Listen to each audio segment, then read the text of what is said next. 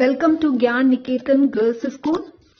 Students, it's your science class and today we will continue our chapter 1, that is more about plants.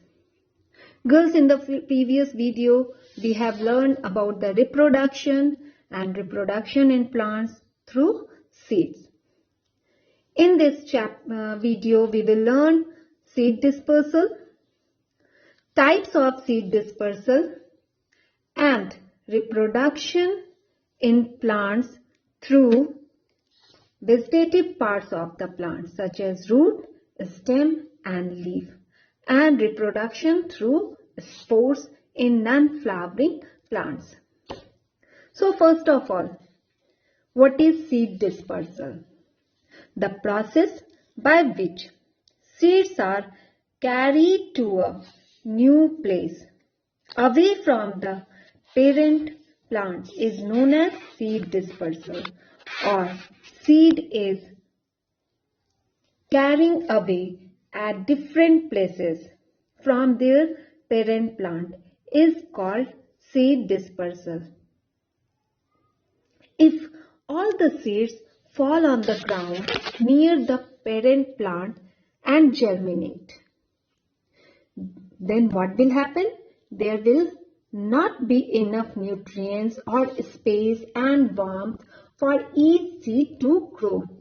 So, it is important that seeds are dispersed over a wide area. This will enable them to get enough sunlight, air, water and space to grow. Now the seeds are dispersed to different places by means of water, wind, animals and fruit explosion. And these are known as agents of seed dispersal. So, what are the agents of seed dispersal? Wind, water, animals including human beings, and fruit explosion. So these are the different types of the seed dispersal. Now seed dispersal by wind.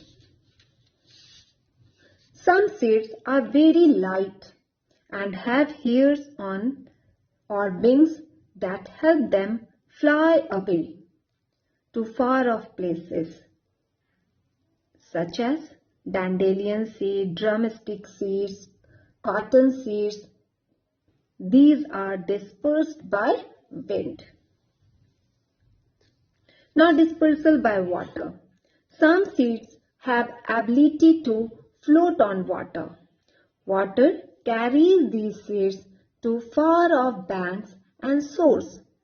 Fruits of water plants such as lotus have spongy spores which help them float on water. They float away from the parent plant to different place and germinate. The coconut fruit is covered with fiber that enables it to float on water.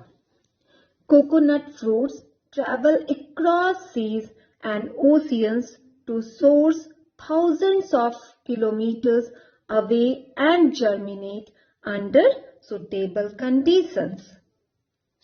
Now, dispersal by animals including humans.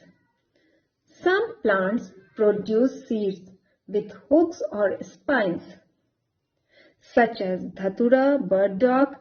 They get stuck to the skin of hair of the animals with their hooks or spines and get carried away to other places. Similarly, humans, animals and birds eat the fruits such as mangoes, blackberries, oranges and pears and throw away the seeds. These seeds grow into plants if they get proper environment. Some seeds are small and are swallowed with the fruit pulp. They come out unharmed from the digestive system of birds and animals when they excrete at different places, and at that places, after getting suitable condition, the seed grow into a new plant. Now, dispersal by explosion. Some plants disperse their seeds by way of explosion. Their fruit explode when the pods become dry. The explosion helps them to spread their seeds. Seeds of pea, poppy, beans disperse in this way. So students, today we have learned the dispersal of seeds by different agents. Now we will learn reproduction through other modes rather than seeds. Vegetative reproduction. Plants use various methods to reproduce. Some plants can also reproduce from parts other than seeds. New plants grow not only from seeds but also from vegetative parts like roots, stems and leaves. And some non-flowering plants grow from spores. Growing plants from stem. Plants like rose, hibiscus and sugarcane are grown from the stem. Potato, onion and ginger plants also grow from their underground stems. There are special structures called buds on their surface.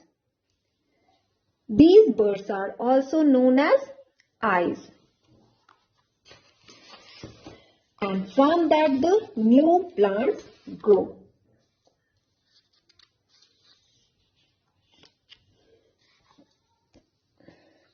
Growing plants from root. Some roots like those of sweet potato, dahlia, carrot and radish can give rise to new plant. If we cut the top portion of a carrot and plant it in the ground, new plant will grow from it. You can see in the picture. Growing plants from leaves. Leaves of Bryophyllum and Begonia grow from leaves. Bryophyllum is common example of plant which produces new plant from its leaf. Tiny buds grow in the margin of the parent leaf. After some time, they fall off on the ground and grow into new plants. Each bud can give rise to a new plant. These are the vegetative parts of the plant, and from that the new plants also grow. Now, growing plants from spores. Some non-flowering plants. They do not bear seeds and flowers. They reproduce through a special structure called spores. Fern, mushroom and some fungi have spores underside of their leaves. In this picture, you can see these beads like red color are the spores. When they fall on the ground, from that the new plant grow. So students, today we have learned about the dispersal of seeds through different agents, and we have also learned reproduction in plants through vegetative parts and the spores. So read the chapter carefully and learn them. That's all for today. Thank you and have a nice day.